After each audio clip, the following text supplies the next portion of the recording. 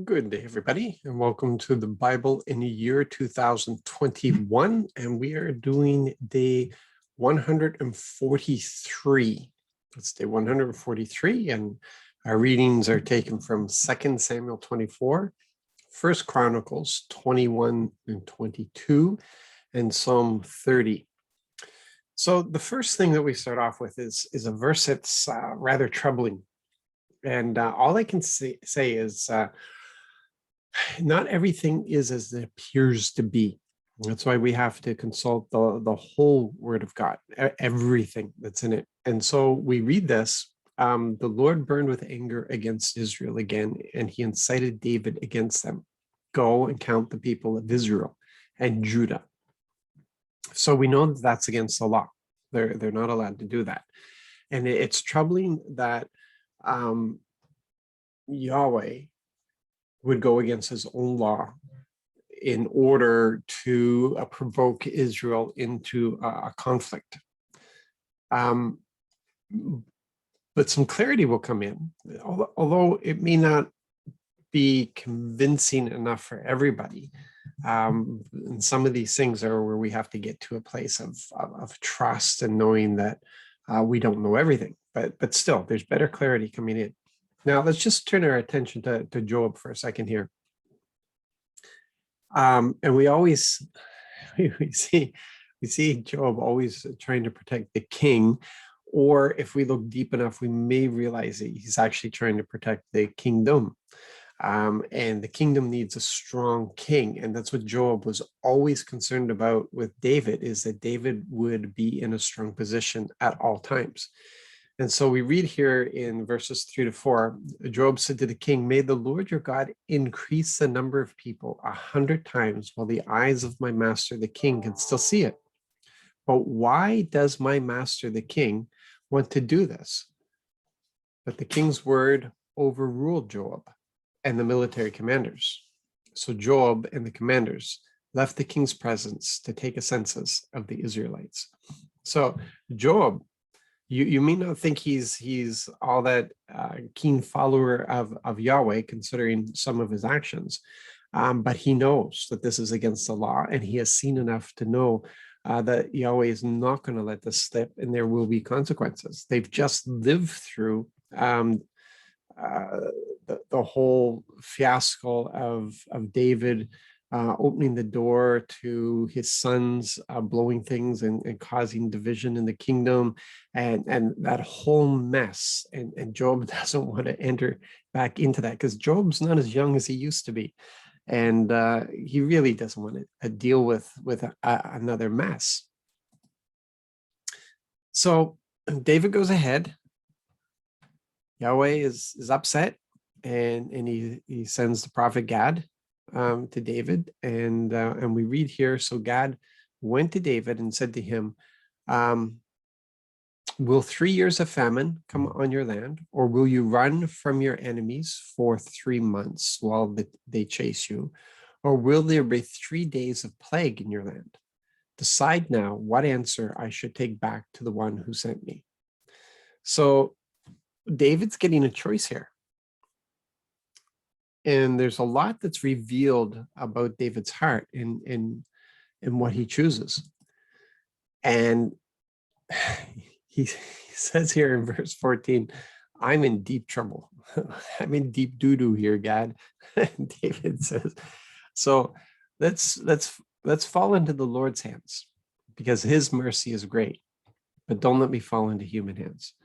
So David would rather face the consequences of whatever would come from Yahweh, because he trusts the mercy of Yahweh, and there is no mercy from human beings. And so David is thinking it'd be better to be in the hands of Yahweh than in the hands of people. And that shows a lot about his trust in Yahweh.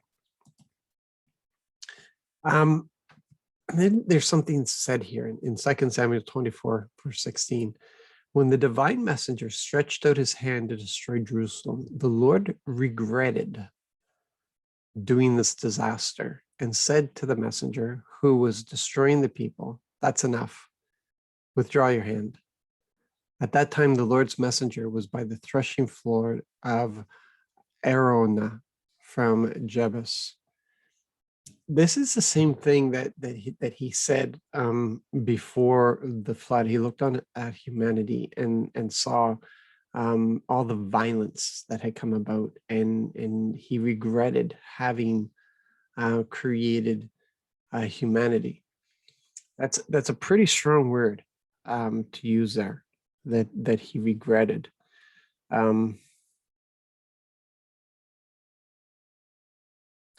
Yeah, I'm just gonna let that sit there. Let's think for a moment. The Lord regretted doing this disaster and said to the messenger who was destroying the people, "That's enough." I guess it's that kind of regret, maybe not the regret as we understand it, regret, but it's the regret that provokes mercy and grace. And we see that with Noah as well, because the Lord didn't wipe out humanity completely. He kept a seed and restarted the project. It wasn't as good as the beginning, but it's still, he started things over. And that regret seems to provoke a response of compassion, because that's what we're seeing here, is that he looks on what is happening to the people. And even though he was angry at Israel, he reached a point where that, the compassion now kicks in. Okay, they've suffered enough, type of idea. And then we see more of David's heart here in verse 17. When David saw the messenger who was striking down the people, he said, "I'm the one who sinned. I'm the one who has done wrong. But these sheep, what have they done wrong? Turn your hand against me and my household." That's hard to take if we take that first verse at face value, because it was the Lord who provoked David into, according to that verse, into action. So we look at this, and David's feeling guilty. Now, understand that even though the Lord knows us and he knows what can provoke us, he never forces us into anything. It is always up to us how we respond to things. But that aside, we're going to come to something in a minute. We also see David's heart here, because we're looking at relationship. We're looking at how David's heart has been affected in this relationship with Yahweh. And we see here in verse 24, when Aruna wanted to give everything to the king, because the king it once is going to set up an altar because God told him to. Yahweh told him to set up an altar in this place. So he goes to Aruna, and Aruna wants to just give the whole thing over. And it could be part of the negotiation tactic. We've seen it in other places. It's a cultural thing. But the king turns around and says, "No." The king said to Aruna, "I will buy them from you at a fair price. I won't offer up to the Lord my God entirely burned offerings that cost me nothing." See, there's his heart right there. Many people would have paid the price for David, but David's no, like, this has to be my sacrifice. This has to cost me. It must cost me the sacrifice to the Lord. So David bought the threshing floor and the oxen for 50 shekels of silver. David built an altar there for the Lord and offered entirely burned offerings and well-being offerings, their sacrifices. The Lord responded to the prayers for the land, and the plague against Israel came to an end. So now here's the thing. He has David praying because it was him who told David to do this, but he had already decided that he was ending the plague. See, this is the thing that we have to understand about intercessory prayer. Quite often, the things that we bring before the Lord are already the things that he's determined to do, but he wants to bring us into this relationship and have us take part in it. And, Yeah, sometimes the frustration that we bring to the Lord is that we don't willingly participate in the way that He has called us to participate. Interesting. Now, here we find some interesting clarity to that first verse that we're looking at. In First Chronicles 21:1, we have a little bit of clarity here. It says a heavenly adversary, okay, arose against Israel and incited David to count Israel.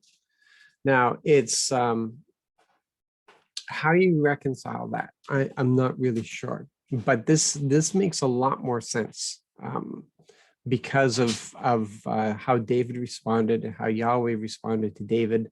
And this just makes a lot more sense. A heavenly adversary arose against Israel and incited David to count Israel. So it's a lie of the enemy. It's a trick of the enemy to come in and provoke us to do things that are contrary to Father's will. What did he do in the garden? Same thing. He basically provoked, he incited Eve against Yahweh. He incited Eve to do the one thing that Yahweh said not to do. And that's what he tries to get us to do. One of the worst things that there are in the church, what breaks the Father's heart, I would say the most, is when we become adversaries of each other as believers. That there's not supposed to be division. We're not supposed to be adversaries to each other. We can disagree on things, but we can do it with a great deal of love for each other, because the person's more important than the issue. We got to remember that all the time. And there's ways of sitting down and discussing things without becoming adversaries over those things. So yeah, hold on to that. And the heavenly adversary is the enemy of our soul. And Jesus told us to be careful of him, be very careful of him. And this is what we see happening with David, which makes things make a lot more sense.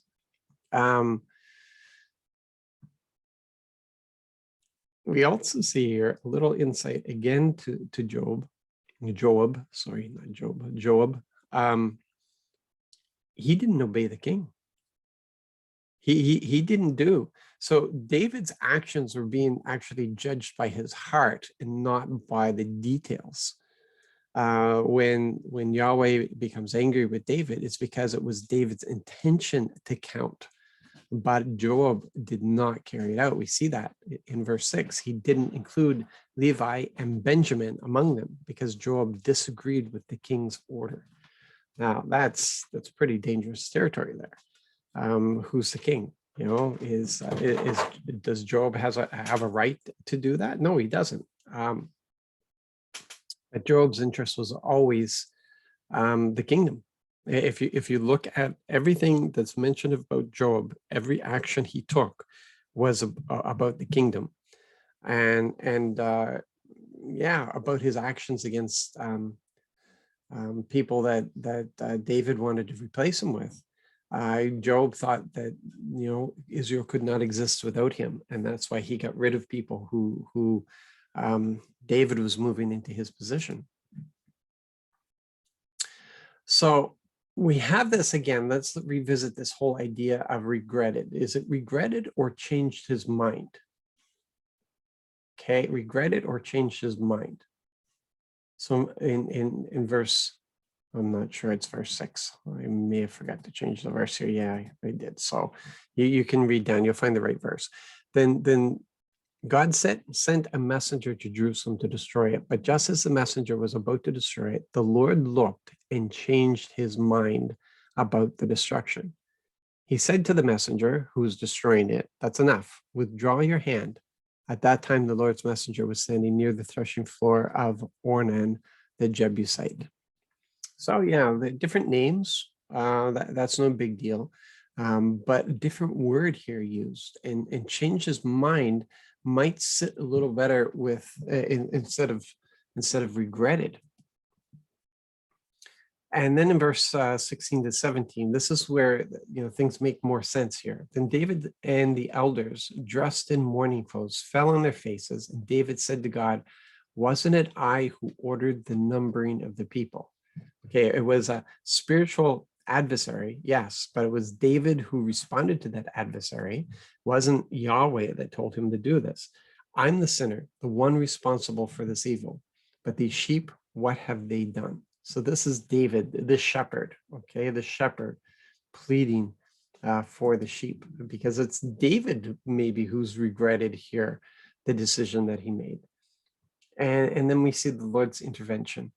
In verse 18, the Lord's messenger ordered Gad to tell David that he should go up to the threshing floor of Ornan, the Jebusite, in order to set up an altar for the Lord. So all of this is not David's idea. Again, this is the Lord who is directing David in this. And then we see, though, that in all of this, an idea was sparked. Then David said, this is where the Lord's temple will be, along with Israel's altar for entirely burned offerings. This is in chapter 22, verse 1. And so we see in this whole thing that David has had a aha moment. This is his decision. The Lord has not directed him in this.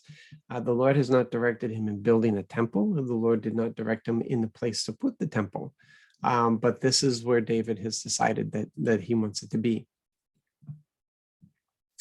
And again, it's interesting. It's called Solomon's temple, but it was really David's temple. It was David's desire. It was David's design. It was David's riches. Yes, Solomon added to it and made it even more grand than what David was capable of doing. And Solomon definitely had his touch on all of it. And he completed it because Solomon was a man of peace. But it was still David. It's really David's temple.